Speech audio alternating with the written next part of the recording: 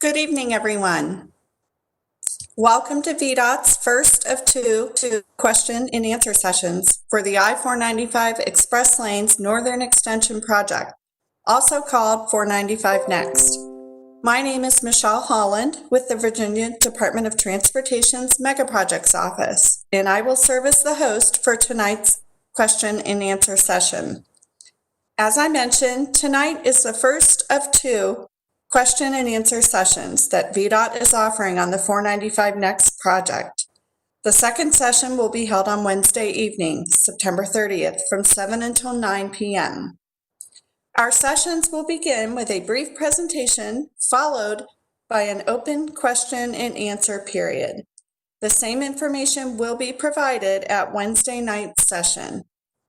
These question and answer sessions are intended to be informal and to offer the public an opportunity to interact with project staff and ask questions, similar to the interaction that occurs during the open house period we normally offer at the start of an in-person public hearing.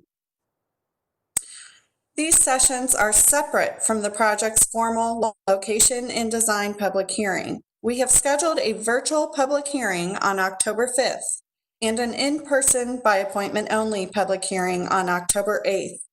Please visit our project webpage, 495northernextension.org, to learn more about the upcoming public hearings.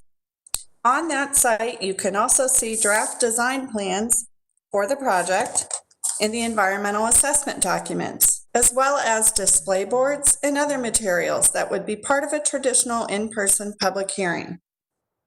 Questions and answers from tonight's session will not be included in the public hearing record. If you wish to submit input or a formal comment to be included in the project's public record, please do so at one of the hearings or through one of the other comment methods that we will go over later tonight. Tonight's session is being streamed live and recorded on our VDOT Live YouTube channel and will be available tomorrow on our project website.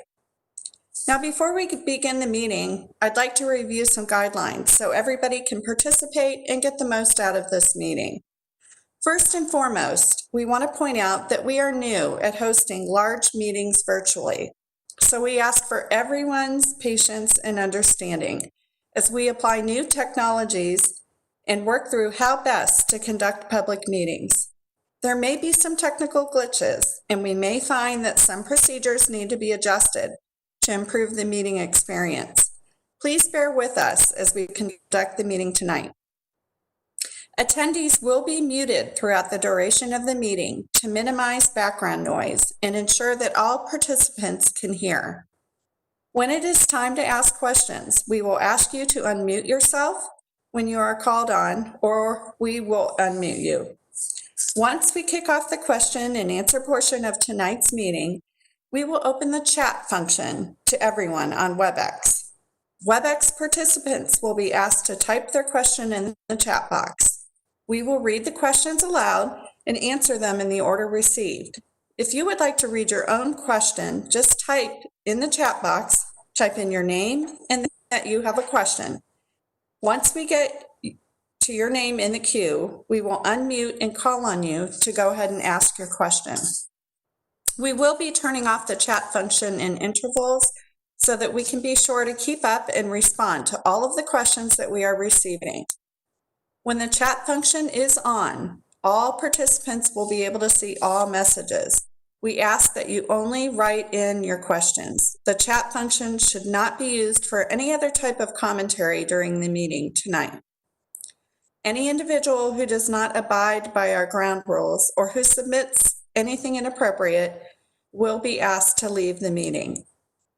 Participants who have joined the meeting by calling will be instructed to press *3 to raise their hand.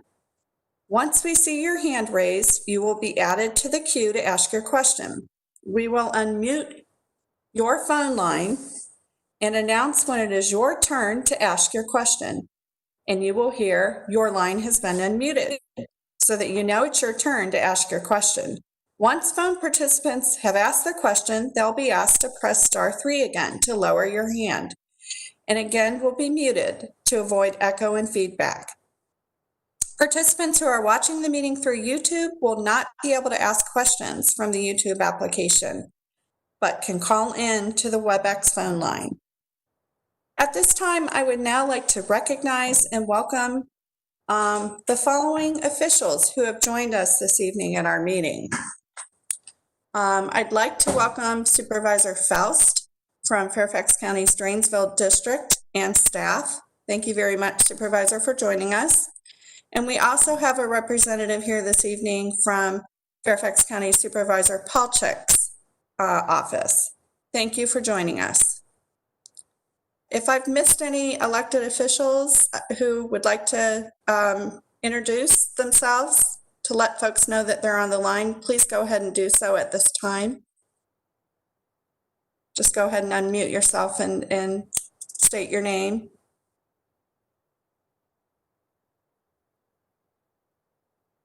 Okay, hearing none, we're going to go ahead and proceed with our meeting. We're going to begin our meeting today with a brief presentation by Susan Shaw, VDOT's Director of Mega Projects, and Abby Lerner, VDOT's 495 Next Project Manager. I'm first going to turn it over to Abby Lerner, who will kick off today's meeting.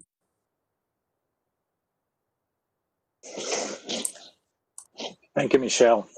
The 495 Next project involves extending the 495 express lanes to the north by about 3 miles from its current terminus near the Dollar Store Road to the George Washington Memorial Parkway in the vicinity of the American Legion Bridge. The project includes replacing existing bridges at Live Oak Drive, Georgetown Pike, Old Dominion Drive, and I-495 north over the Dollar Store Road. The project also includes building new bike and pedestrian paths along 495 on the new overpasses. Existing nose walls will be replaced and extended, and new noise walls will be built if needed. In addition, stormwater management facilities will be provided to address water runoff from this project. The goals of the project are to reduce congestion, provide additional travel choices, improve travel reliability, and enhance safety throughout the corridor.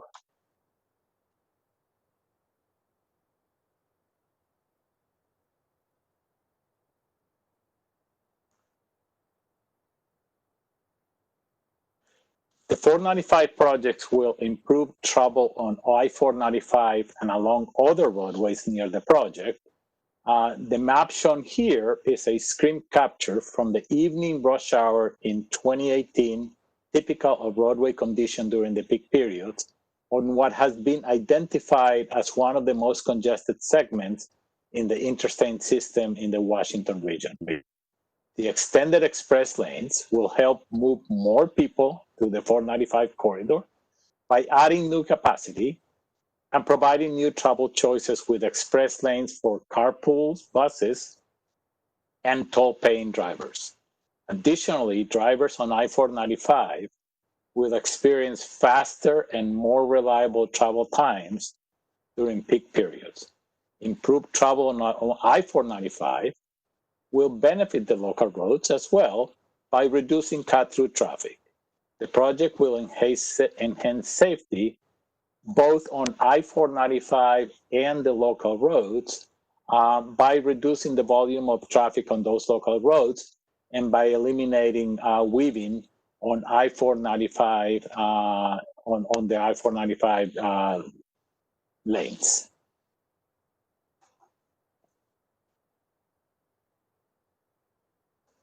As part of the environmental assessment traffic analysis, the team studied the operational safety impacts of the proposed 495 Next project.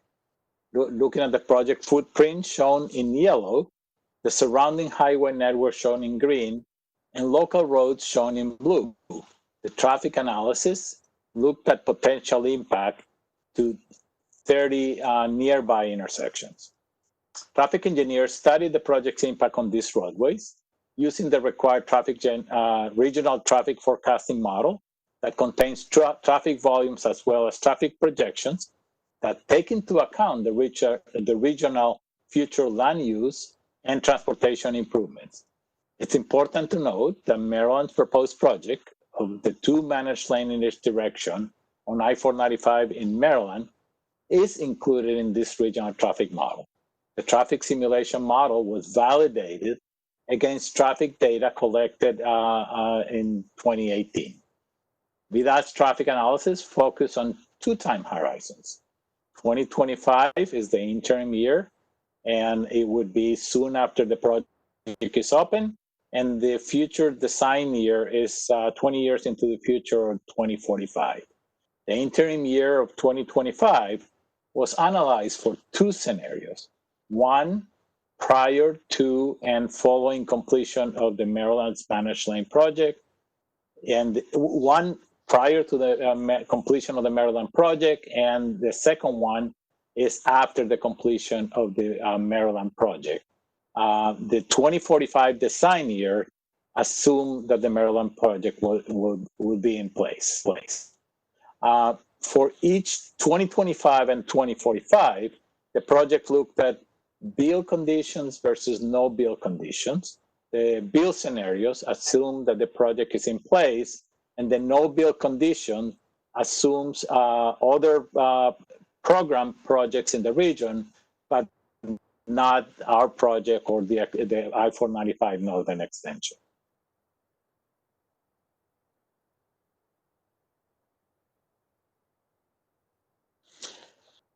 VDOT is following the federally required process for evaluated environmental impacts on the project. The National Environmental Policy Act, sometimes called NEPA, requires that we consider the environmental consequences of the project, document the environmental analysis, and make the information available to the public for comment. The purpose of our outreach and public hearing process is to provide information and receive comments and input on the proposed project and the findings of our environmental assessment.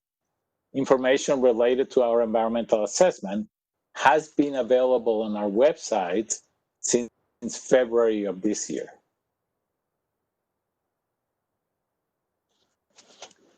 Our team has developed a preliminary design of the proposed improvements. This level of design is more robust than what is typical at this stage of project development, but is needed to better understand the environmental impacts and benefits associated with the implementation of the project. Our preliminary engineering for 495 NEX includes the design of highway widening and ramp connection at interchanges, pedestrian and bicycle facilities, replacement of 4 bridges, as well as drainage and stormwater management concept.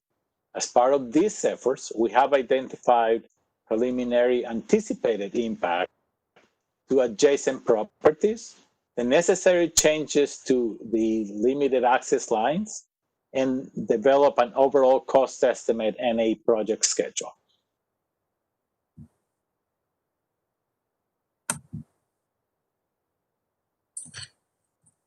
Okay, thank you, Abby. So I'm going to cover the next few slides before turning it back over to Michelle. This is Susan Shaw with the Virginia Department of Transportation. So the Capital Beltway Express, which is a subsidiary of Transurban, is the current operator of the 495 express lanes. In January of 2019, VDOT and Transurban entered into a draft framework agreement to work towards amending the current comprehensive agreement to extend the existing 495 express lanes. Under this draft agreement, Transurban is working in close coordination with VDOT to develop preliminary design plans to support the environmental assessment, as well as additional independent studies to support the project's design. VDOT is responsible to review and approve this work as it is developed. After the required environmental regulatory approvals for the 495 NEX project are received, Transurban would then submit a binding proposal to VDOT to finalize the design and to construct the project. With no public funding from the Commonwealth, Transurban would then be responsible ultimately to operate and maintain the 495 express lanes extension, similar to the operations that they have today on 495 express lanes. VDOT will continue to be responsible for regulatory approvals, for project oversight, and for agency coordination. In addition to our partnership there, we also have been coordinating with Maryland.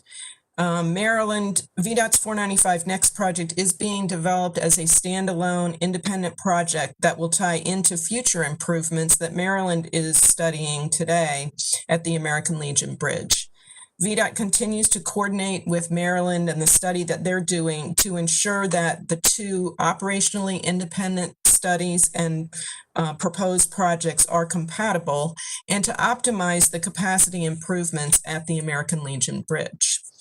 The Capital Beltway Accord was announced by Virginia's Governor Northam and Maryland's Governor Hogan in November of 2019.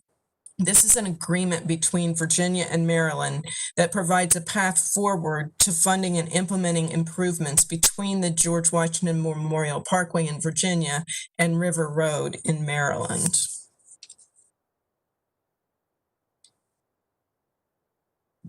In addition to that, to those studies, there is also a new regional study that is underway to assess transit needs along the I-495 corridor in Virginia and Maryland.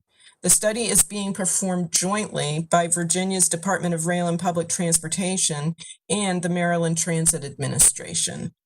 It's being conducted in parallel to the current environmental studies in both of the states and preliminary design efforts for 495 Next, and results are anticipated later in 2020.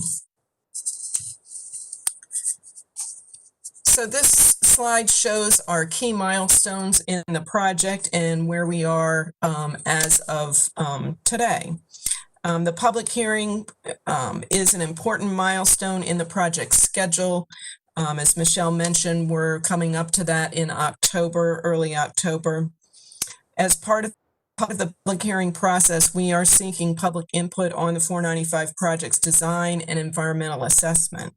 Once the formal comment period closes in October 23rd, VDOT and Federal Highway Administration will review the public input and comments from the public and also from other agencies.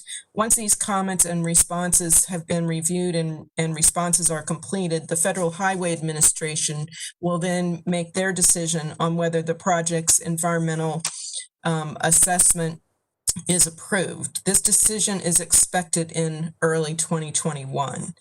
VDOT would then work with Transurban to execute a formal contract for building and delivering the project.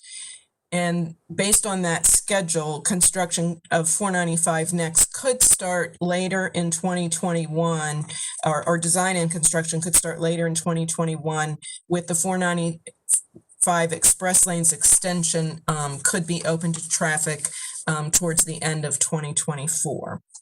And so with that, I will turn it back over to Michelle. Great. Thank you, Abby and Susan.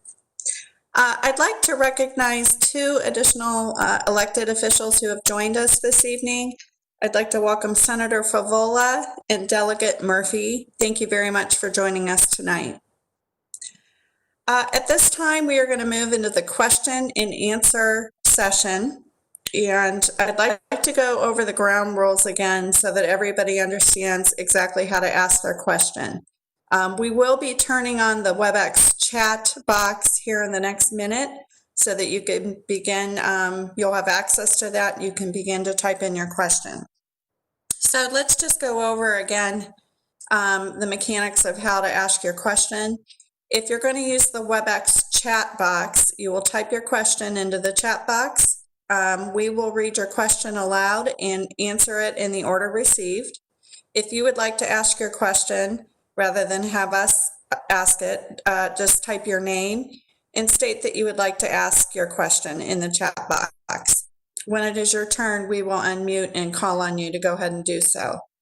As I mentioned earlier, we will turn the chat function on and off in intervals so that we can keep up with the questions and be sure to answer all of them. When the chat function is on, all participants will be able to see all messages. And we are asking that you only use the chat function this evening for questions. If you are joining us by phone this evening, you can ask your questions by pressing *3 to raise your hand and be added to the queue. When it's your turn, we will announce your number, the first 3 digits of your number, and let you know that it's your turn to ask your question and that we're going to unmute your phone line. You will hear your line has been unmuted, and after that point, you'll be able to go ahead and ask your question. After asking your question, please go ahead and mute yourself again and press *3 to lower your hand. Okay, and with that, the chat box is open to all participants. So we will look for your questions. And I'm going to turn it back to Susan and Abby for this. Okay, so I see the first question from Roberto says, how can we ensure sound walls, landscaping, and evergreen tree planting will be improved to eliminate noise and light pollution? We need higher walls, particularly in McLean Hamlet, where the walls are at the end of our backyards. I will just say, for the study that we do for the noise, it is to reduce noise. So our noise walls will not completely eliminate noise, but they do reduce it within the federal standards for effectiveness. If you have an existing wall that is impacted by the project, it would be at least as high as it is today in terms of elevation, but we also do a study to see if that existing wall, if it needs to be relocated, if it would need to be higher. So we do evaluate that. In terms of landscaping, we don't have that type of detail today in terms of where we would identify areas for revegetation, but we will be looking for those as we finalize the design. And in terms of light pollution, we do use improved light fixtures than what we used to use in the past that do, just because of the types of fixtures, they help to eliminate spillover lighting, and it's more focused on the roadway.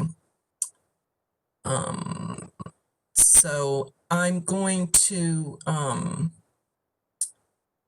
move on to Douglas Stewart has a question that he would like to ask. So I guess our team needs to unmute Douglas Stewart.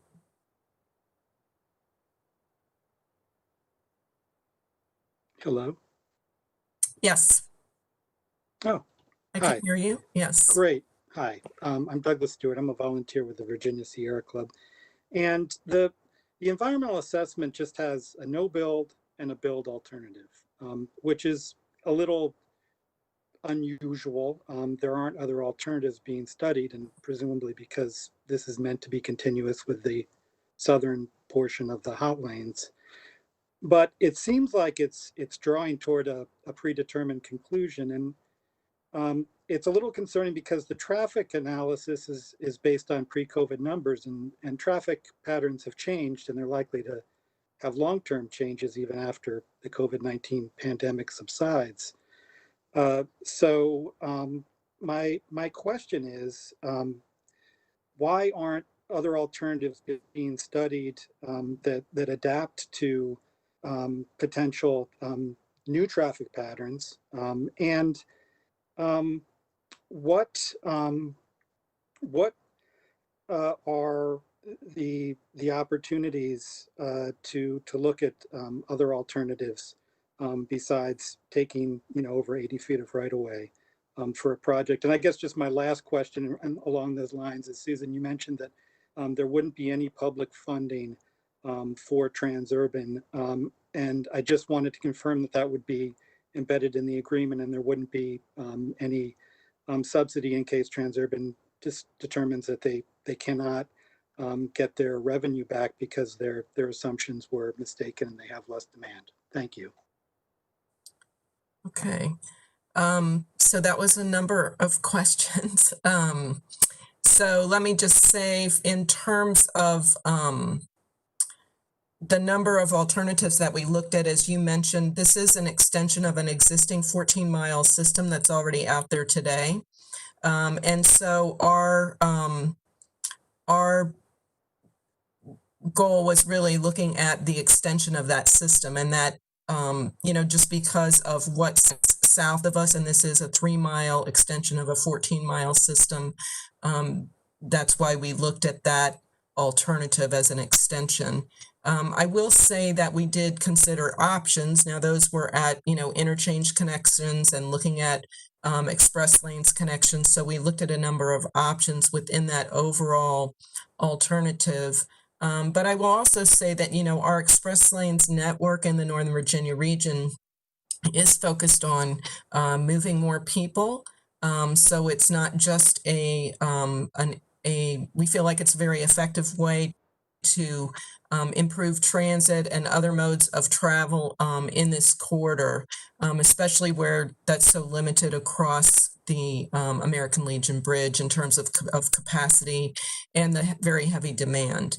In terms of the pre and post, COVID numbers, I will say that, generally speaking, these concession agreements are for the long term, and they're for a long term so that they can weather events such as this and still, maintain their financial viability. We have seen in this region, of course, a big dip in traffic in the March, April, May timeframe, but we have been creeping back up as time has gone on, and we've moved into now phase 3 in Virginia. I am going to turn it over to Rob Prunty to talk a little bit about some of the traffic trends that we're seeing in and around the 495 network in particular.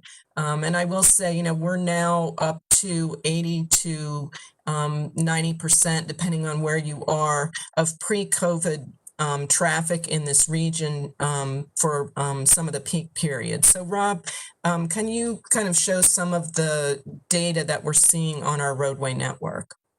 Yes, Susan, are you all able to see the screen with the two graphics side by side? Yes, we can see the screen and we can hear you. Okay, so what we're showing here is the average traffic beginning in January up through the middle to late part of September. And on the left-hand side is Northern Virginia, and on the right-hand side is traffic statewide. This is a conglomeration of traffic data that's collected by the department through a number of permanent data collection centers. The red represents trucks, the orange line represents cars, and then the blue represents the sum total of those two, weighted by the number of vehicles. On the left-hand side, you can see the dip that Susan was talking about in Northern Virginia, and there are some trend lines there. Truck traffic did not decrease as much as regular vehicular traffic, mainly because of deliveries and the uptick in things like Amazon, U.S. Postal Service, and grocery deliveries. What you do notice is as the line moves further to the right time-wise, you do see, as Susan referred, the trends of traffic volumes ticking upwards closer to that gray horizontal line that moves across the screen, reflective of the 0% change baseline, if you will. We've actually seen truck percentages go a little bit above what they were pre-COVID and a year ago, and we do think that's because of deliveries. The trends are showing that truck traffic and vehicular traffic are gradually increasing. We will continue to monitor the situation, but it is showing a gradual return to levels that are beginning to approach what it was back in the January and February time period. Okay, thank you, Rob.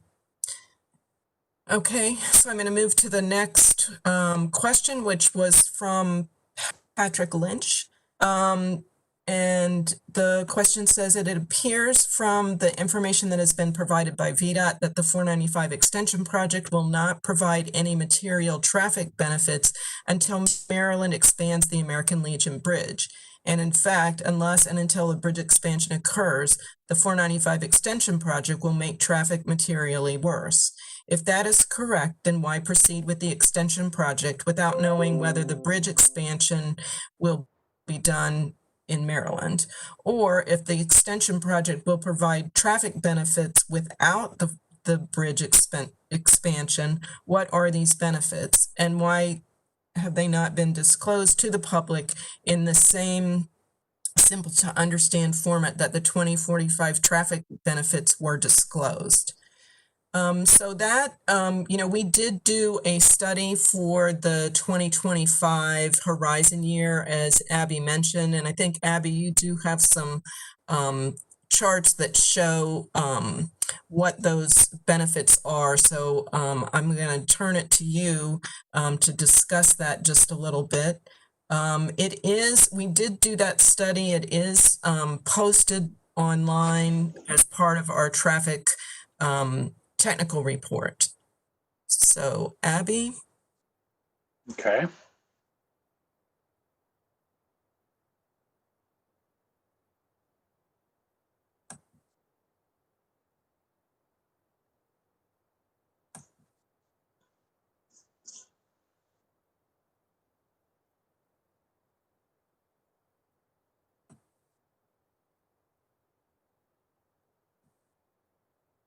Oh,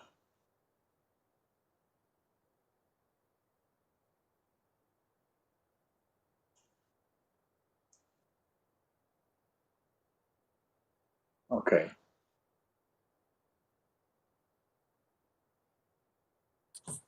Do you want me to go to the next question, Abby, while you get? Yes, please. Okay, Yes, fine. okay. So I'm going to come back to Abby to circle back to that question. So there's another question from Joyce Harris that asks, given that the 495 next project will cause 118 acres of tree loss, what is the reforestation budget for the 495 next project, and how is that budget determined? So one thing I will say is that when we do reforestation, it needs to be within VDOT right of way. And of course, we're trying to minimize our footprint. So often we're very challenged to find space within that right of way where we can do that reforestation. And so right now we don't have a specific budget. That will be something that we work through in terms of a mitigation as part of our NEPA work and completing that, and also as we move forward into our final design.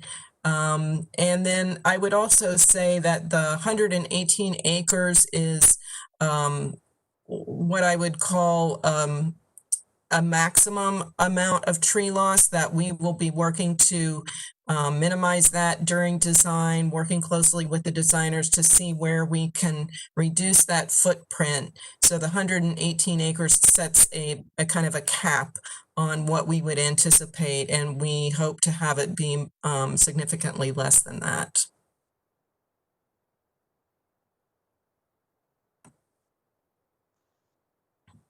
Susan, I think I'm ready to share and respond to the previous.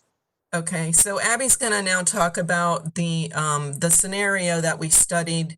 That was the 2025 scenario with the 495 next extension in place, but prior to the American Legion Bridge being widened.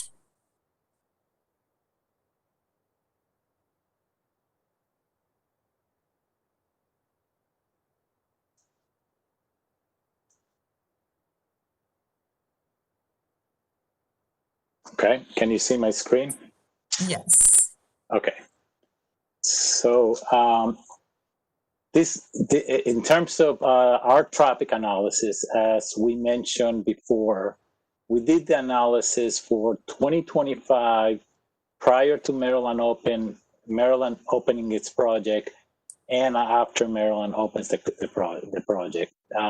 We also analyzed 2045 with both Virginia and Maryland.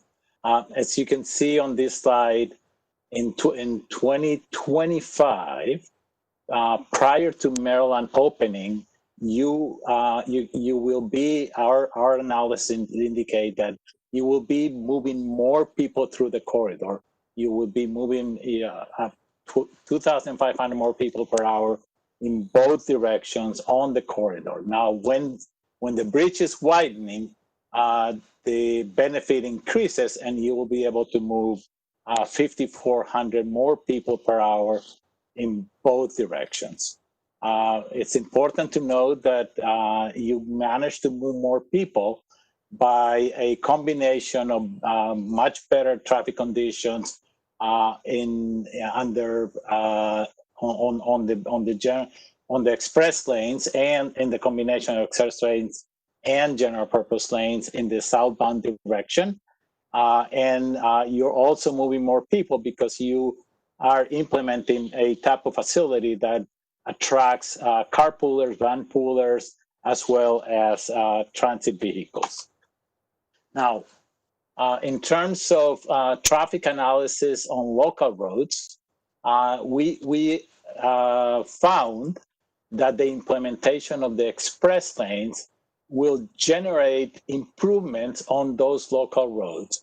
As you can see on the next to last row, with the implementation of the express lanes and the Maryland project in 2025 would result in a reduction in traffic on those local streets for about 14%. If you are under the condition where prior to the Maryland project being completed, you still see a benefit and you still see a reduction. The reduction is less than the 14%, is 9%, but there will be a reduction. And the reduction is associated with the fact that you are providing an alternative for those drivers that are currently using neighborhood streets. If they want to get to the front of the line and close faster to the American Legion Bridge, they can use the express lanes and they don't need to divert through those neighborhood streets. Associated with the implementation of the express lanes would translate into a reduction in delay at those intersections on Georgetown Pike. So, and in the condition when the Maryland project is in place, you would see approximately a 44% reduction in delays at those intersections. But even under the condition prior to the completion of the bridge, you will still see a 40% reduction in delays on the bridge. The graphic that you see here is showing basically what is happening under the prior to Maryland and with Maryland.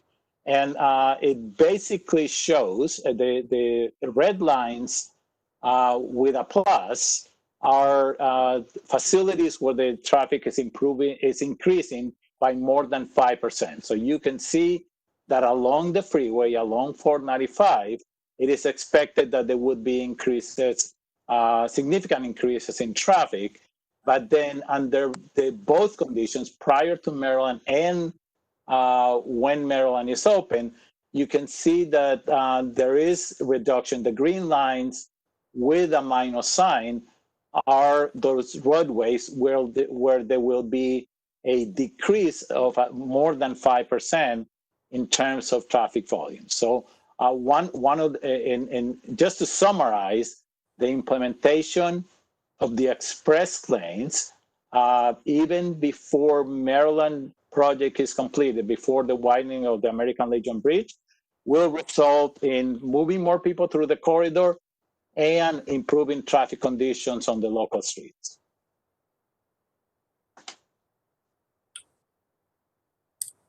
Okay. Thank you, Abby. So the next question is somewhat related because it also talks about, the question is, how will this impact cut-through traffic in McLean? I'm worried about safety for my kids. And that was from Anna. And, what Abby was showing was just the analysis at 2025 without Maryland, but in all of our scenarios, we are showing reduced cut-through traffic on local roads in all of the scenarios compared to if we don't do the project. And we are, our focus is in getting people to use the interstate and to not be, wanting to use the local road, and to try to add capacity there and give a better choice so that people can stay on the main road. The next question is from Susan Bonney, who says, I have a question. Why doesn't this project include dedicated funds for enhanced transit? Because Fairfax County's comprehensive plan calls for enhanced transit on 495 is necessary to accommodate the future full build out of the Tysons area. And I would just say that currently in our plan, our number one goal and our number one thing that we're working to achieve is that we would have no public subsidies or funding to have this improvement on the Beltway. There's not been any decision made about whether there would be additional revenue available for any type of transit. There certainly is not, there's not been that type of commitment, but we still are in discussions with Transurban and still working through the financing for the project. But our first and foremost goal will be to complete the project and deliver the project without any public subsidy. There's another question I'm not sure I understand from Roberto that says today's elevations are not blocking exit sign lights. I'm really not sure I understand that question. Maybe I would guess this goes back to the lighting question. Our intent is not to build, walls that would be high enough to completely block out lights from the roadway. That's not, but we do work to make sure that they're placed in a manner that the light is directed onto the roadway and that we minimize light spillover outside of the highway. Junius Morgan asks, again, Timberley South needs uniformly higher sound walls. Where does this responsibility for this decision lie? I'm going to start, but I am going to turn to Paul Kohler, our noise expert, to kind of follow my first part of the answer. But I will just say that we are following our own state noise policy, which FHWA, our Federal Highway Administration, has reviewed and concurs with, and we do all of our studies in accordance with that. And I think, as I noted earlier, the goal is not to, we just cannot build walls high enough to completely eliminate noise. It is to get a certain decibel, to get the noise down below a certain decibel that's immediately adjacent there to the roadway. But Paul, do you want to add anything to that? Sure, Susan, thanks. So the noise report is located on the project website. And before I get into a full response to that, if you move to the appendix, when you download the report, Appendix A, there is a figure that's located about 7 pages in, and it actually shows the noise wall that we studied in this location. So part of the existing noise wall is being physically impacted by the project. And as Susan mentioned earlier, the sound wall will be replaced as part of this project to, at a minimum, the height that was currently out there. Now, the preliminary noise analysis has been approved, and it is part of this project. And it determined that replacing this noise wall in this location as part of the project will advance. Now, with the final design noise analysis, which will be coming up once the design is advanced by our Transurban partner, they will be reanalyzing this location again. If the noise wall is determined to meet the state criterion as constructed today, it will most likely meet the state construction criteria, or it'll most likely be the physical dimensions that you're looking at in today's existing condition.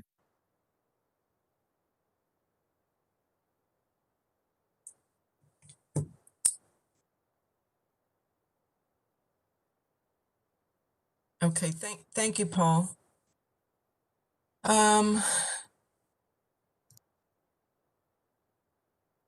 So there's one question here about, again, the noise study again.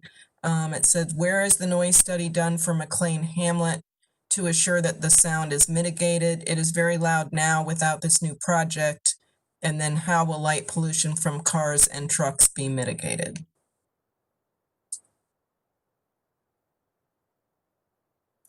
Hi, Susan. This is Paul again. This is the same area I was talking a lot about just a few minutes ago. And again, in that figure, about 7 pages in on the appendices, you can see that the noise barrier changes from green to red. The green is showing where the noise wall is being impacted by the project and replaced. And where the red starts is where the project will not physically impact the noise barrier, which still meets all the criterion. And that is right around Romeo Court in that neighborhood.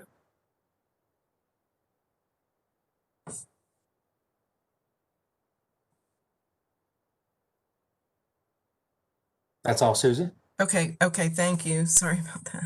That's okay. And then, you know, light pollution from cars and trucks be mitigated. I may have to get back to somebody on that unless any of my environmental team can kick in and respond to that. So this would be not light pollution from the roadway lighting, but light pollution from the cars or trucks. I don't believe we have a program to do that, but Susan, again, this is Paul. To answer that question partially, the sound walls are only designed to help mitigate highway transportation noise. There are benefits to those walls for mitigating light, but they are not looked at from that purpose. okay. Thank you. And now, am I turning it back over to Michelle? Do we have people that have called in with questions? We do not have anyone, excuse me. Pardon me. We do not have anyone that has called in at this time of the question. We did turn off the chat function and we are opening it back up for the next round of questions. So you can go ahead and send us your questions.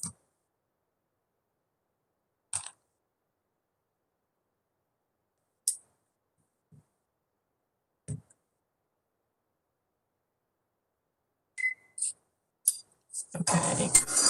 So this is again from Roberto that is stating that tall evergreens are required to help what the sound walls don't cover, not just walls.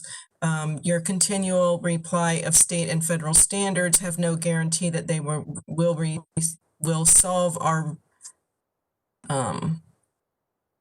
real world noise and light pollution. Residents should get more consideration than just we meet standards. This is a local concern. How does this get factored and improved? And I would just say, I mean, I'm not trying to like hide behind the state and federal standards. It is something that we apply so that we're consistent across all of our projects. And it's how we, you know, analyze and make decisions so that we're doing it in a consistent way across the state in terms of how we're allocating state and federal dollars. Paul, I don't know, is there anything else that you want to add? I mean, if you want to talk about the evergreens, I think we don't consider those as part of the any noise mitigation. So we don't count in, like, say, landscaping areas and count on those to mitigate noise. We just look to the walls themselves. That is correct. And not to get too technical in the situation or the question here, but for vegetation to block noise to any degree that is perceptible to the human ear, you have to have more than 200 feet of vegetation that's dense enough that you can't see the actual noise source. So there are state and federal research projects that, that do support that statement. In addition, as mentioned earlier, this is a very tight corridor as far as right-of-way goes, and building and planting that many trees to act as a noise buffer just wouldn't be feasible for this project. Okay. Thank you. The next question is from Susan Bonney, who is asking, what will be the project's impact on greenhouse gas emissions? Have increases in greenhouse gas emissions from the increased vehicle miles that will be traveled been modeled as part of the study? And with that, I believe I am going to turn this over to Jim Ponicello, who is our air quality expert.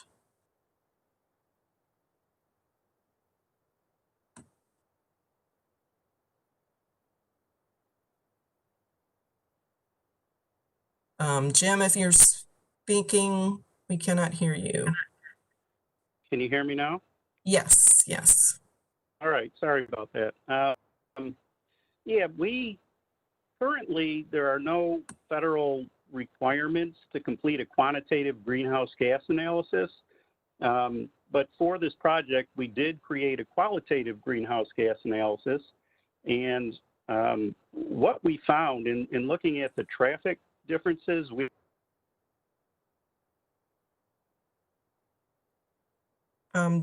Jim, we lost you.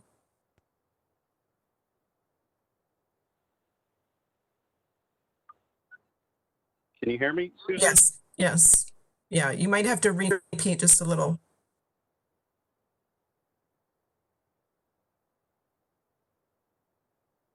Jim, you're muted again. If you can hit unmute and just pause for about a second and a half, it'll let the system catch up.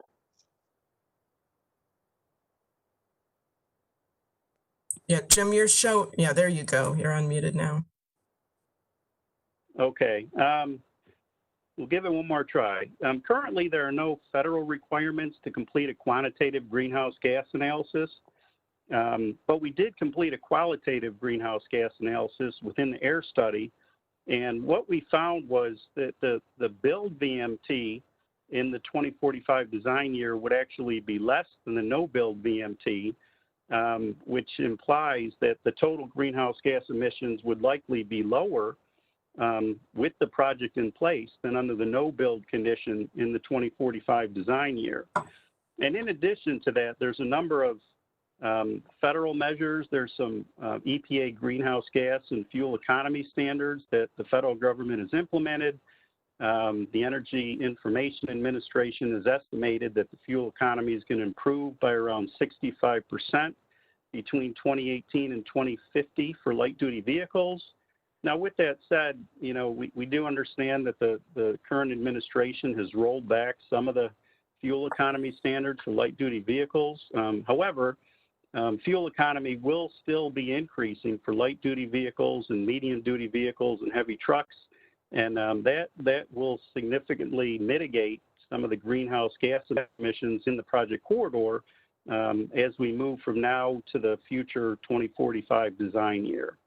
And again, we didn't complete a quantitative analysis, and actually we couldn't really complete that until EPA update some of the models that we're required to use to do the quantitative analysis until it is updated to incorporate some of the rollbacks that the current administration has recently implemented. Okay. Thank you, Jim. Okay. The next question is from Joyce Harris. Given that the 495 Next project will remove more than 3 acres of Scots Run Nature Preserve, how will this loss be mitigated? Can the project move forward without impacting Scots Run Nature Preserve? And I'm going to ask Abby to answer that question. I want to clarify that our project is going to affect about 3 acres of Scots Run Nature Preserve, but 2 of those 3 acres are temporary impacts, and one acre will be permanent impact. Most of the area where the permanent impact is going to take place is an area where there is an existing dominion easement. So the impacts are going to be mitigated by providing some replacement land for the Scots Run Nature Preserve, and we're working with FCPA to identify the location of that potential replacement land. So in terms of the temporary impacts are expected to last no more than 6 months. And the areas where we are going to be doing some construction in those temporary impact areas will be restored to the large extent possible. Okay, thank you. Okay, the next question is from Morgan Butler. Thank you for holding this Q&A session. You're welcome. It's been a challenge for us to learn new technology, but I think it has been good to kind of have this interactive dialogue. So his question, with regard to the traffic analysis of 2025 conditions before the ALB widening, Mr. Lerner discussed first the number of people moved through the corridor, secondly, the conditions on local streets, and then, but what about travel times on 495? If I recall correctly, the sensitivity analysis that's part of the EA showed that the project would actually add up to 4 minutes to travel times in the northbound direction. Is that correct? And I'll just start briefly, but I'm going to let Abby kind of explain this. But yes, that is correct. Now, that is in the northbound general purpose lanes on the Beltway, and that is between, I believe, it's a longer segment, so it's compared to an overall travel time that Abby can speak about. But as Abby mentioned, we do see more people move through the corridor and improve conditions on local streets. Abby, you want to follow up? Yeah, sure. So yes, our analysis indicates that there would be an increase of approximately 4 minutes on the general purpose lanes, but there will be a decrease of about 5 minutes if you are traveling on the express lanes from the 123 interchange to an area on the other side of the American Legion Bridge in the vicinity of River Road. So that would be for the morning peak hours. In the afternoon peak hours, it is anticipated that there would be a 6-minute increase. I want to point out that that 6-minute increase is for a total travel time that under current conditions exceeds 30 minutes. And if you were to use the express lanes, you would be able to make that trip with a travel time savings of approximately 24 minutes. Okay, great. Thank you. Okay, the next question is from Junius Morgan. Why is the top of the funnel from the Dulles Access Road being enlarged without an agreement in place with Maryland to widen the American Legion Bridge and their side of the Beltway? To which side of the pylons is the proposed walking path going to run, passing by Timberley South? And I'm going to ask Chris Cholko to pull up the our project map. So this is in the area that is between the Dulles Toll Road, or it's north of Lewinsville Road on the west side of the Beltway, looks to me, and to talk about where the trail is proposed to go, and just just generally in terms of the question about not having an agreement in place with Maryland, we continue to coordinate closely with Maryland. They are moving forward with their project, and we fully anticipate that they will be implementing that additional widening on the American Legion Bridge. So, they're just these two independent projects. We do believe this project also has benefits that Abby has talked about, and they'll be, significantly enhanced when Maryland does do their widening on the American Legion Bridge. So, Chris, do you want to walk through, kind of explain what we're looking at, which way north is, and where we are? Sure, Susan. Thanks for passing it over to me. What I've got pulled up on the screen here is Lewinsville Road and the Timberley South neighborhood, and we are proposing to construct a shared use path along the backside of the existing noise barrier in this area, and this trail will continue further north, passing underneath Old Dominion Drive and eventually connecting up to Georgetown Pike.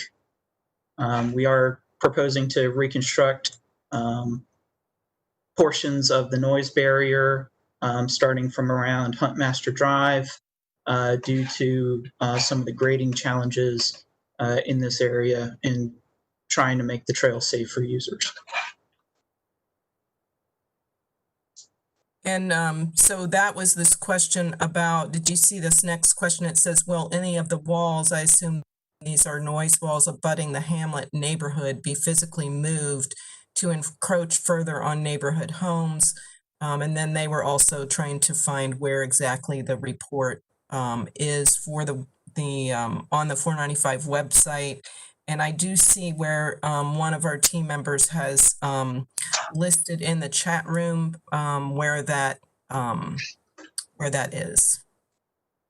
Yeah, so in this area, the first phase of Project Next, the phase that we are trying to build by 2025, does not have any construction elements south of Lewinsville Road and west of 495, impacting the Hamlet neighborhood, McLean Hamlet neighborhood.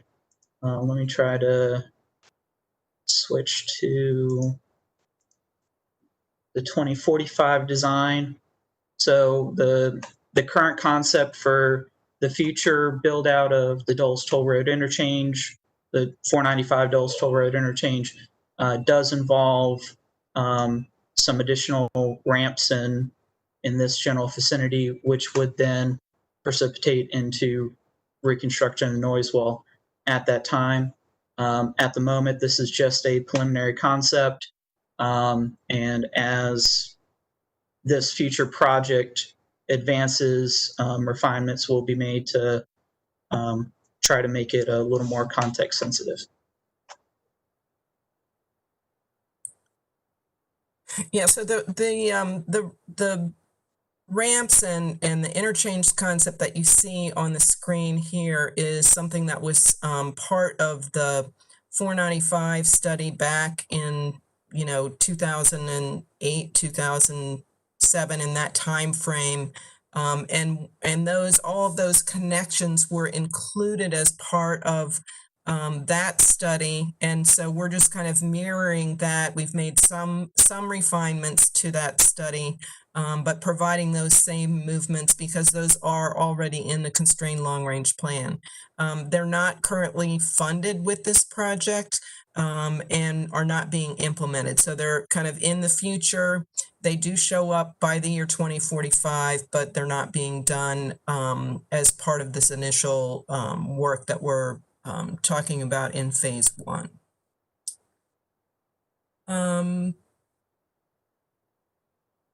Let's see. And I think Douglas Stewart is also asking exactly where in the analysis that greenhouse gas study can be found. And so we will, I'm hoping someone can do the same thing that they did for the preliminary noise analysis maybe and get a link to that. If we can't, we can reach out to you separately in an email. So we have a question, how will this project impact stormwater runoff? And I'm going to begin, but I will refer it to either, I'm going to let Abby kind of take this, and then Abby, you can transfer it if you need to have anybody else from the design team. So we are analyzing stormwater runoff to see, and again, working with Fairfax County, partnering with them as well as our Department of Environmental Quality at the state level to meet the requirements in this corridor. We do have a number of ponds that are proposed as part of our conceptual design that we currently have. But with that, I'm going to have Abby go ahead and take it or defer it to someone. Yes, so I am going to defer it to Tina, and Tina can provide some input on the type of stormwater treatment that we're doing to mitigate the impacts associated with the project. But as you said, Susan, we have been working with Fairfax County on, and we're working with our Department of Environmental Quality to develop mitigation, stormwater mitigation for the associated with the implementation of the project. Tina, can you provide a little more input on the type of facilities that we are providing? Yes, thank you, Avi. So there are a number of stormwater management facilities, above ground ponds that are proposed with this project. I believe we do have Brian Melly on the line who can probably give us some more detail, if not bring up an exhibit, or maybe Chris Chalco can bring up an exhibit to show us where the anticipated ponds are going to be located. Again, this is conceptual in nature. We do anticipate being able to address the additional impervious area that's being added with this project. Brian or Chris? Sure, Tina. I'll go ahead and share my screen here. We are proposing several ponds throughout the project corridor in order to address the additional impervious area created by the project, and they are in blue shading on the project graphics on the project website.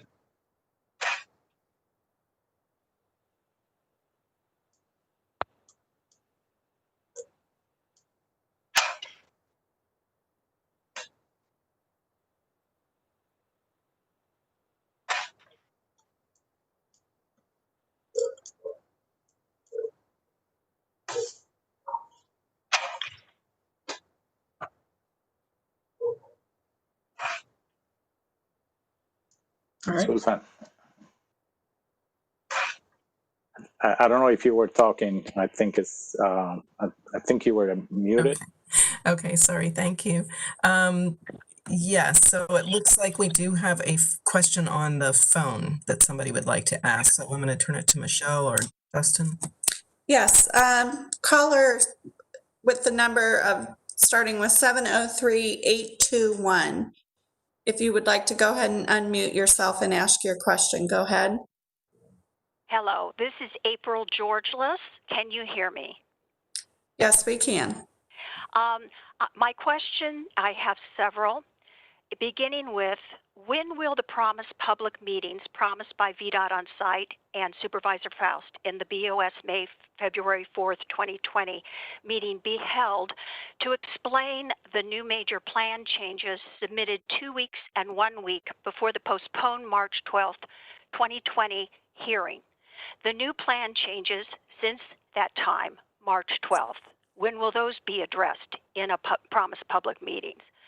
Also, when will the choke point and connection studies at the GW area on 495, especially northbound, as promised by Susan Shaw in the May 20th, 2019 transcript and community meetings, be conducted? This would, of course, include the traffic impact studies for 495, local streets, McLean CBC, corridor studies for 123, Old Dominion, 193, Tysons, and the region. As Susan states, this is a regional project in that May 20th, 2019 transcripts. There are also many other questions, study questions submitted by residents that have yet to be answered by Susan Shaw and VDOT. Shouldn't this all occur? First of all, I do want to comment and add, VDOT claims of improvement on local roads cannot realistically be determined by the model, including 2018 regional intersection studies, assuming that Maryland has built the bridge and hot lanes. That's not viable. We need the choke points and connection studies as promised. Shouldn't this all occur before a rushed 495 next sham hearing? Who authorized a rush to a brief, 2-hour, inappropriate, way too early in process, virtual sham hearing scheduled for October 5th? Who authorized a dangerous sham hearing for October 8th at MCC? We are in the second wave of the first wave of COVID-19. This is endangering the health and lives of tax-paying residents. Many are still isolated for safety. What the heck is going on? Residents are asking. Why the rush? Why the risk? VDOT knows that if they check the hearing box, 495 next is a done deal. This is unacceptable for public transparency and proper public process, all now denied to taxpayers. Thank you very much. I'm awaiting your answers, especially about the choke point and the plan changes. So, you know, the study that we did includes an analysis that looked at that 2025 year where the American Legion Bridge would not have additional capacity. And so those are those slides that Abby went over. They are in an appendix in the traffic report, which has been available since prior to our public hearing was originally planned in March 12th. So we have had that information available for quite some time.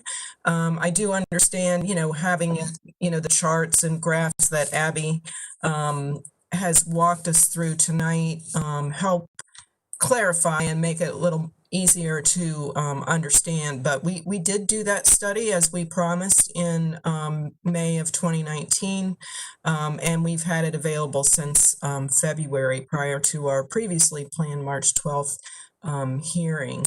In terms of, you know, all of our information has been available, you know, in accordance with all of our requirements. It's been available online since, you know, February 2020. So we've had, you know, quite a bit of time out there with the information. I know there was some period of time there where the hard copies that were available at libraries, of course, they were closed, but now we do have accessibility for hard copies as well as all the information that's available on our website. We also have it here at our district office as well.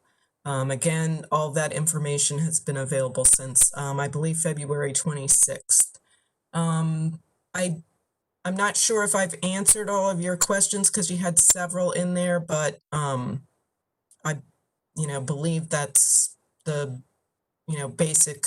We don't call it the choke point study. We call it the, 2025, which is an interim horizon year without Maryland. So that would be without the American Legion Bridge widened. All right. Now we're going back to round 3 of questions. And so someone is asking, when will we know if our property will be affected? For example, how close will the sound wall be to our property and by how much? And I would say that, first of all, you can get an indication of what's shown on those preliminary plans that Chris had up. Those are available online, so you can find your specific property and see what is proposed. Whether it is finally affected based on the final design would be sometime after, as we move through a more detailed design process. Generally what we show in terms of a right-of-way impact on those plans, you can see what's being proposed in terms of the amount of acreage from each property. But we would set that as a maximum and work to minimize that impact as we move through design. I don't know if, so hopefully that answers that question. That was from Michelle. So Thomas Norwood is asking specifically about, will there be any impact to homes or property on Helga Place in Beaufort Park? And I don't know, Chris, if you want to pull up that, the map in that area and see if we're showing anything there. It might be good to use that as an example also, just to kind of talk about, since the other question was more general. I know this is kind of a specific property, and generally, we like to stay away from that, generally speaking, but this will be good because we can kind of show it as an example. Yeah, so our preliminary design does show some impacts along Helga Place. These are limited to in this particular instance, the HOA property between Helga Place and the VDOT right-of-way. In this area, we're showing a stormwater management basin and some right-of-way takes in order to fit the roadway and the trail network as close, as tight as we can get it in this area. Can you zoom in a little to show how somebody could see what we mean by right-of-way impacts?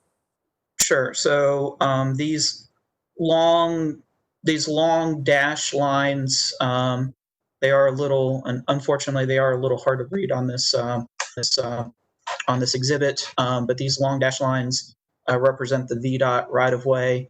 Our proposed additional right-of-way is shown in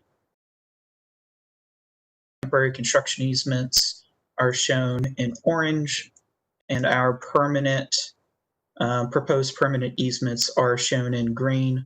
There are clear graphics on the project website. Remove this aerial background so it's a little bit easier to see on some of those materials. But in this area,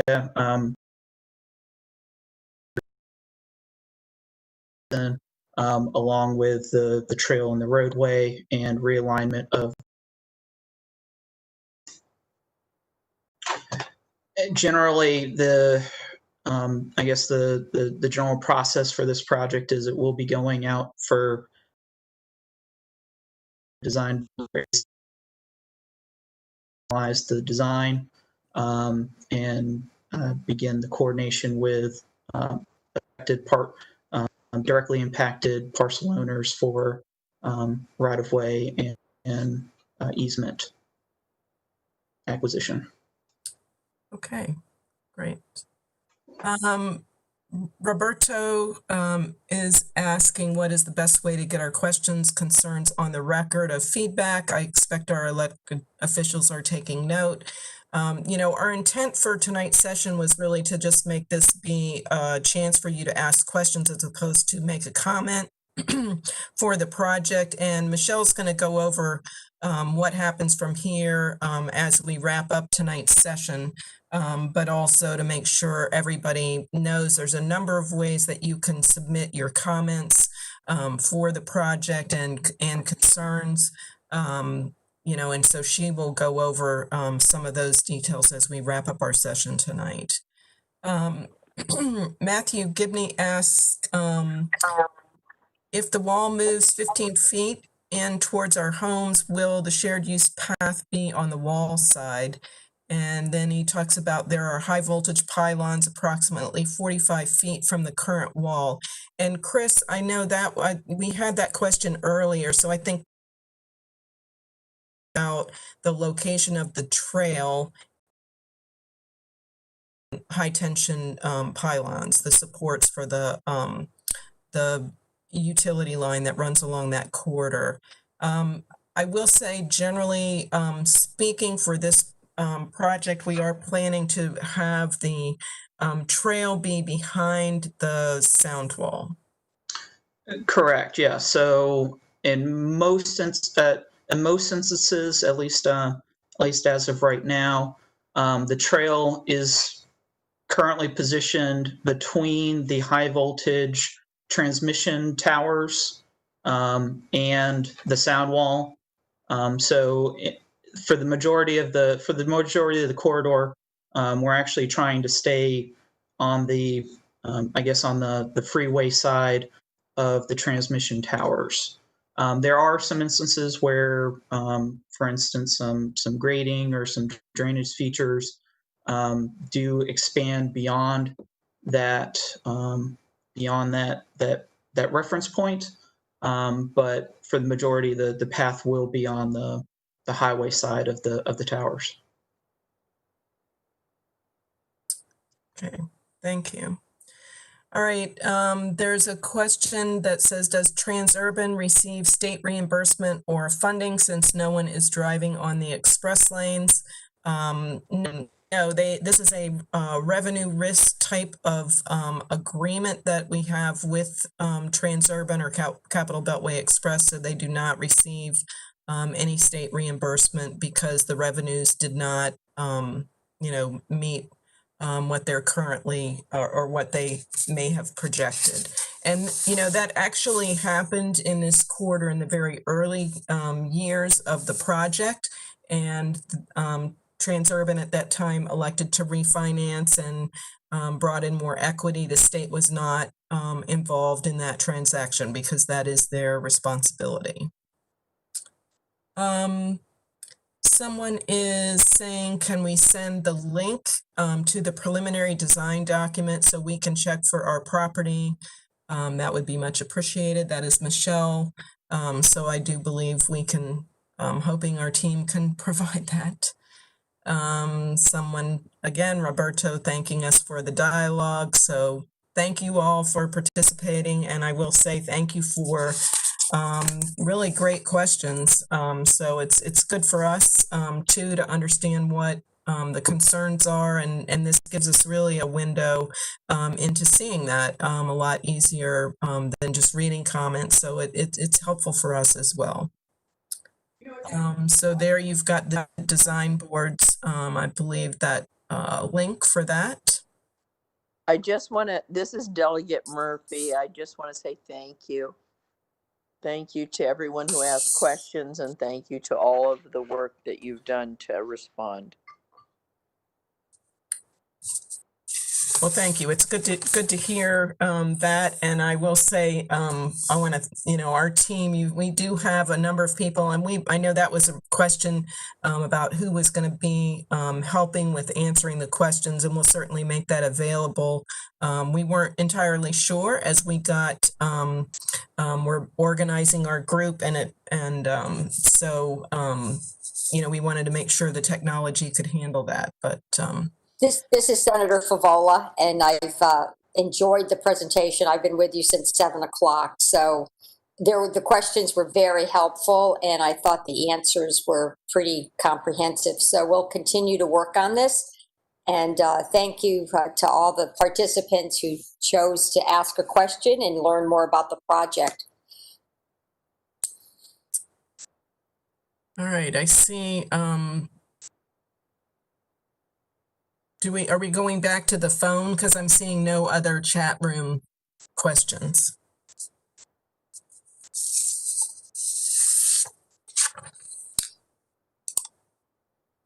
Yes, Susan, our previous caller at 703-821 still has her hand raised. We'll go ahead and unmute you, April. Did you still have additional questions? Thank you so much. Susan, I guess my questions were a bit overwhelming. Could you answer when we're going to have the promised public meetings for all these new design changes? I think a treasure hunt is a bit much to ask the public to do, to look at these plans with the changes before March 12th and anything that's happened since. We kind of need to know what they are. Maybe you could list them and plan a public meeting so that experts, engineers could explain that to us. Also, your bottleneck study promised to the public is the choke point study and the traffic impacts from that. Your appendix that you mentioned, I don't think applies because I think those include the regional intersection studies using the assumption that Maryland built. Is that correct? And also my other question was not answered. Who authorized a rush to this quickie October 5th hearing? Okay, well, I will just say this is the public hearing that we were going to have on March 12th. It's the same public hearing. It's the same information. There's no change to the information. It's the same information that was available on our website since February, I believe, 26th. So it's the same information. There hasn't been a change to it. So I don't feel like it's a rush. It's, that meeting was delayed and because of, what was happening with COVID, it's taken us a while to figure out how we can conduct a public hearing, and we do have, and Michelle will kind of walk through some of that. We are offering an in-person option for anybody who does not want to attend to or go on the virtual meeting. We are doing that. We'll meet all of the guidelines that are in place to make it safe as we possibly can. But we are providing a completely in-person or a completely virtual session as well. So, I don't feel like anybody's rushing anything. We do work with our state and local team, our federal team as well. So FHWA ultimately looks at the way that we conduct our public hearing. We did have to adjust that and work with them to set up the criteria for how to do that. And in terms of the 2025 study that was done both with and without Maryland, and that is what is in that appendix. It includes the numbers that Abby walked us through earlier, compared both with Maryland and without Maryland for that 2025 horizon year. So that was the study that we promised, and that was the results that we have in that appendix, is specifically for without the Maryland project in place. Now for 2045, we did not do that. In 2045, because it's in the current constrained long-range plan, because Maryland is planning to move forward with their project, that study includes the widened American Legion Bridge. But we did agree that we would do this interim year study, though not required by the NEPA process or by Federal Highway, but because of the request and concern that the public had, we did do that study to look at what would the traffic be and what were the benefits and what was the traffic analysis that was shown. Now, Abby, I don't know if you want to talk about the anything more about the study. I think April was raising some concerns about, should it have looked at farther afield or a broader area than what we studied? The area that we have included in our analysis is consistent with the area that we've used for the rest of the study. And we, as I mentioned earlier, different from other studies of this type of assessment of this type of facility, we included local streets because we know the issue of cut-through traffic being an important issue. So we, as you saw in the map that I showed during our presentation, in this study, we not only focus on the 495 next proper, the freeway environment, but we also took a look at traffic operations and conditions on a number of local streets and neighborhood streets.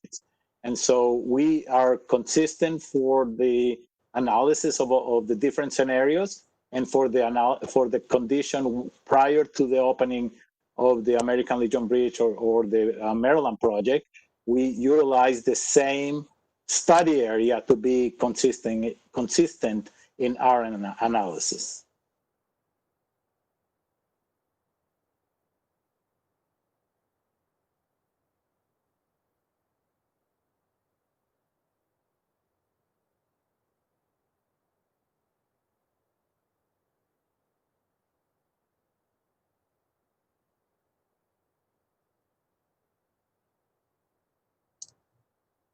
Susan, if you're talking, you're muted.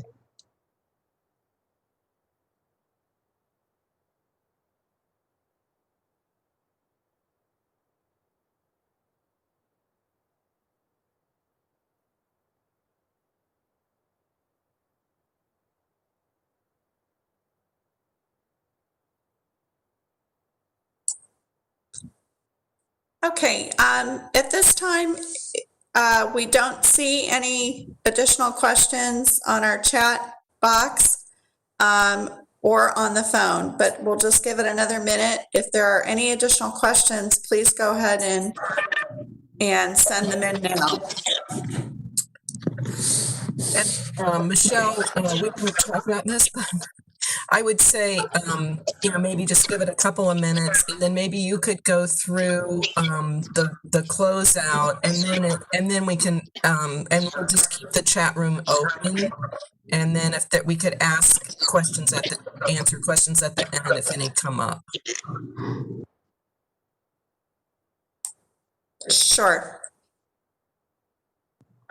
Michelle, this is Supervisor Faust. Can you explain what the procedure will be for the in-person presentation? Just because everybody would be concerned, anybody would be about the health issues. But what precautions? I know you've got quite a plan in place. What precautions will be taken for those people who want to do the in-person option? Sure. Our in-person public hearing is scheduled for Thursday, October 8th, and we will have availability between 4 and 8 p.m.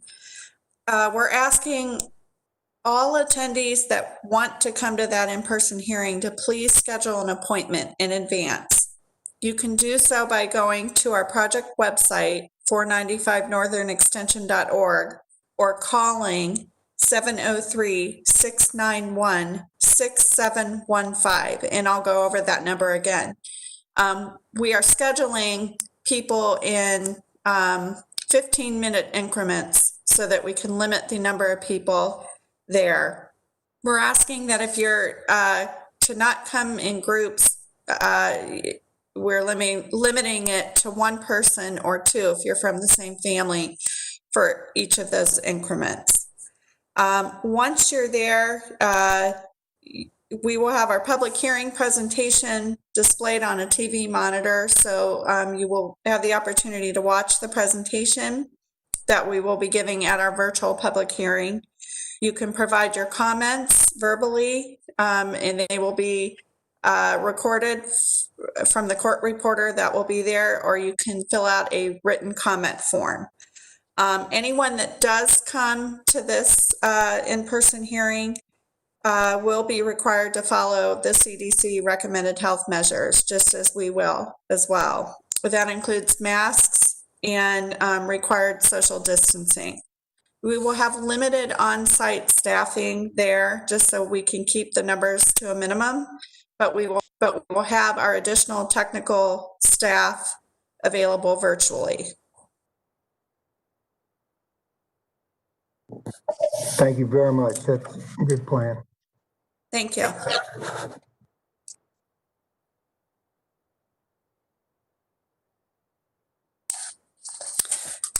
Okay, at this time, I'll go ahead and go over just a few closing announcements. As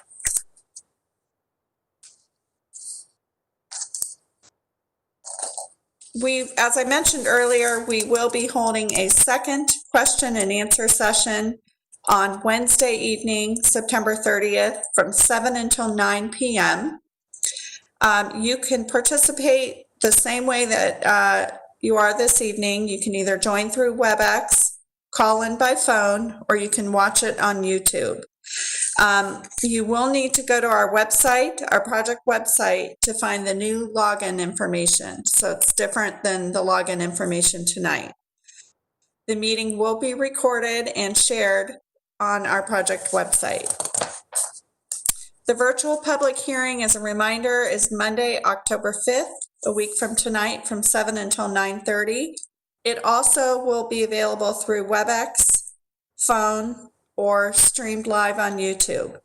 That also will have new login information, so you will need to go to our website to get the link and the call-in numbers. The hearing will be recorded and the link will be shared on the project website. For the hearing, we will have a presentation that will go over the environmental assessment findings and the draft design plans. Following the presentation, you will have an opportunity to provide your formal comments, and those again will be recorded in the public record. We're asking if you could please sign up to speak in advance by going to our website or calling 703-691-6715. Speakers are limited to 3 minutes if you're speaking as an individual and 5 minutes if you're speaking for a group. I went over the detail for the in-person public hearing, but as a reminder, it's Thursday, October 8th, between the hours of 4 to 8 p.m. It'll be held at the McLean Community Center at 1234 Ingleside Avenue, McLean, Virginia. Attendees must schedule an appointment in advance to attend. Ways to provide comments. Our deadline for receiving comments to be part of this public hearing record is October 23rd. So you have until October 23rd to get your comments.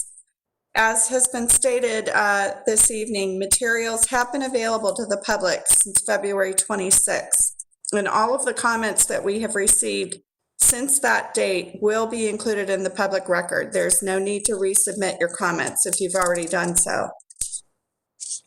If you are not providing your comment at the hearing, you can fill out an online comment form, which is available at our project website.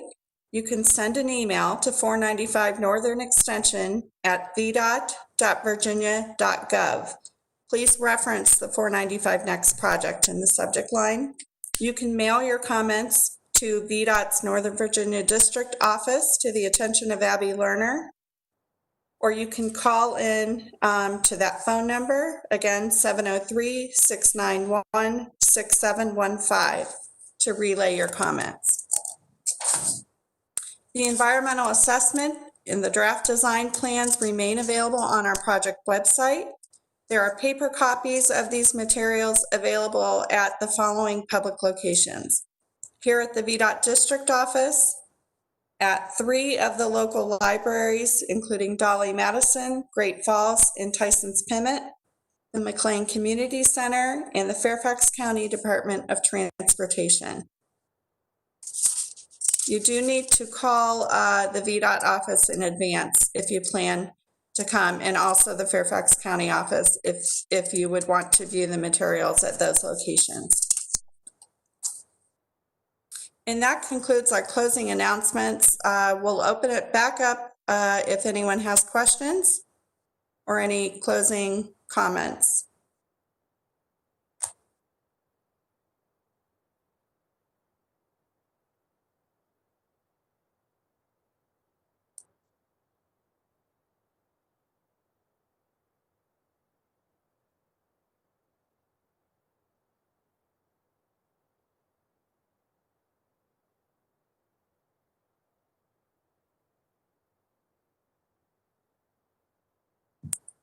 Hey, Michelle, can you just confirm for me the chat room is open?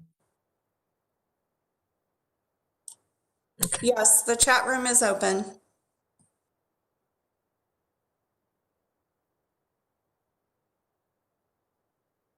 Susan, Yes. this is April Georges again. I have one last question. Okay. When will VDOT be briefing the Board of Supervisors and the Transportation Committee for the Board of Supervisors on the latest VDOT 495 next plans and explaining the local road improvements, the studies to the Board of Supervisors and the Transportation Committee? When is that planned? And of course, that would be before the hearing on October 5th, correct? So we actually did that back in February. I believe it was February 12th, but I'm not, don't February quote me on 4th. that, but It was yeah. the And 4th, so- and you promised more, yeah, and Supervisor Faust said there'd be more meetings, because that was a quick little, it was so brief, and it's online for everyone to view. I mean, that was preliminary design. That wasn't where we are, I guess now. No one's quite sure where we are because of the plan changes. But we need experts to explain these, Susan, and we need public meetings before this hearing. And again, I ask on the record, who authorized this quick hearing without the promised public meetings? Thank you again all for doing what you're trying to do, but it's certainly a muddled mess for a lot of us still. Thank you. So I will say that and maybe I know there are some county staff members that are online as well as Supervisor Faust, but following the review of the public input, Fairfax County DOT staff will make a presentation to the board themselves on the public hearing, and the board will consider their support for the project. And so I think that, they won't do until after they've seen the comment record, and that will include comments that the staff are making for the project themselves. And I don't know, Supervisor Faust or anyone from Fairfax DOT, if you wanted to confirm that, but that's my understanding. Hi, this is Martha.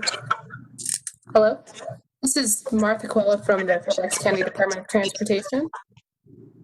And I just wanted to confirm that we would be taking the county comments on the information presented here and at the public hearing, in addition to any after our review of the comments, as Susan said, to the board on October 20th. That is currently the plan.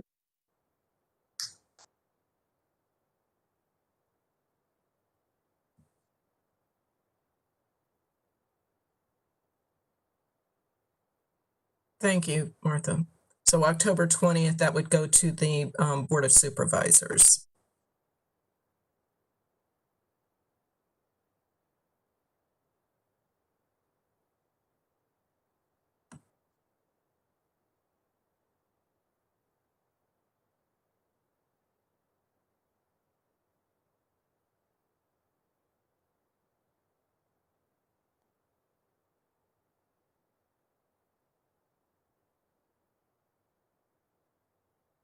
Susan?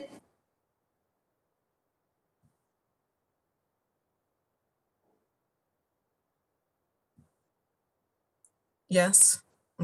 This is Senator Favola. I just want you to confirm, if you can, that all of the relevant studies that have been referred to in your presentation, they are available on the VDOT website under the name of this project, I-495 Next. Is that correct? Yes, yes. And so you've been seeing some of those links come up during our chat.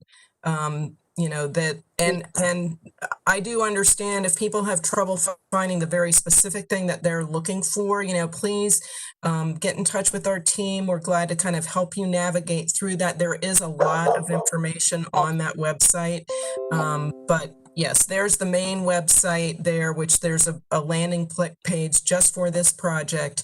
And all of the studies and information are there. And then we will be continuing to add information. So like tonight's session, if you weren't able to attend, and then Wednesday night, you know, as we noted, if people want to join that night as well, if we get the same questions, we'll answer the same questions, just because we want to try to provide as much access to people as we can. And the goal is to try to get those questions answered so that then when people comment, they're well informed. I have a follow-up question. May I? Sure. Okay. If individuals have additional questions after digesting the information they received this evening, can they go to the website, find the project, and type in questions, or really the venue that individuals should use? I can answer that, Susan. Thank you. Just to confirm, the website, the project website is 495 northernextension.org. That is the dedicated project website that people should go to for information. All of the materials are accessible on that website.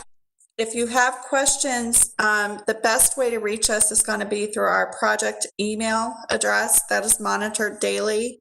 Okay. And that address is 495 Northern Extension at VDOT.Virginia, spelled out, .gov, G-O-V. There's a link on the website to that email, correct, Michelle? It's listed on the website? Yes. Excellent. All right. Very helpful. Thank you. So, Michelle, let me also add that if somebody has a specific question, there is also a phone number where you can call and they can schedule a one-on-one with me. This is Avi Lerner with the VDOT team, and they can set up a call, and I can certainly walk with them with their specific question.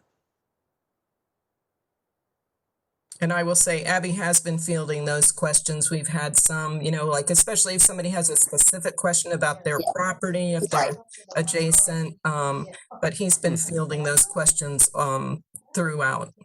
So. I appreciate that. Thank you. That's what happened with the Saturday hour? And if you do not want to email your question or go to the website, you can call that phone number, 703-691-6715. We have that number staffed during the day, and our team member will take the question and get it to the appropriate person.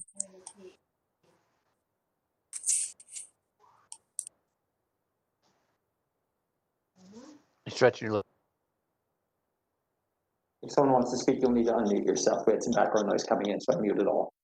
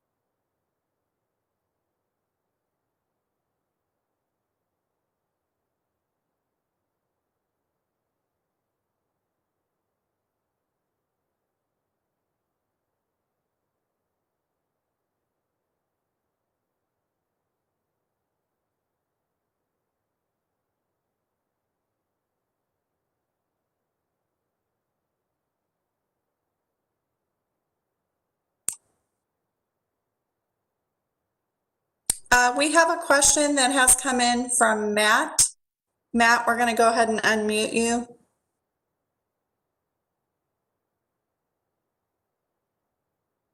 I must hit something. I didn't have a question. I'm sorry. No problem.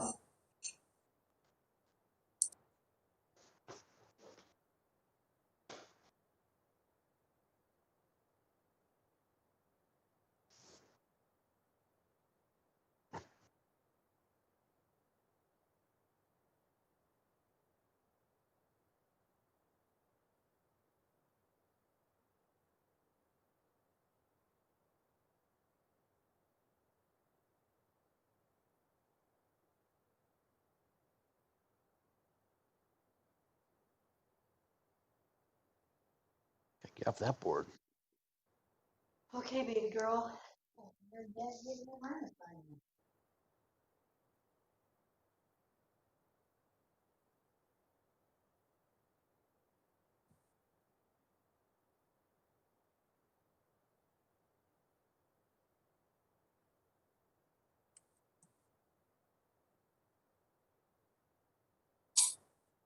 So I think I'm going to go ahead and ask Michelle to kind of close us out. If we see any question pop up, we certainly will respond. There's about 8 minutes left in our advertised time. I think this is where, the virtual meeting format gets a little awkward because, we want to be here for the allotted time, but if there aren't any questions, we didn't have vamping music or text or anything. So I'm going to go ahead and have Michelle close us out. Okay, thank you, Susan. This concludes our meeting this evening. A quick reminder that we will have another question and answer session this Wednesday from 7 to 9. You will need to go to our website to get the specific link and access information. But if you do have follow-up questions after, taking in the information from this evening, that might be a good opportunity because we will be back from 7 to 9 on Wednesday. Right. And We thank you all. We'll do the same presentation. That's right. Right. Yep, we'll do the same presentation and we will have the same staff available to you, to anyone that joins.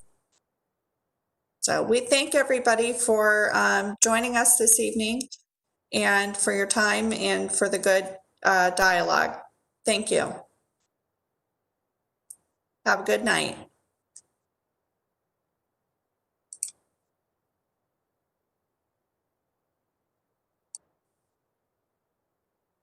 I muted all.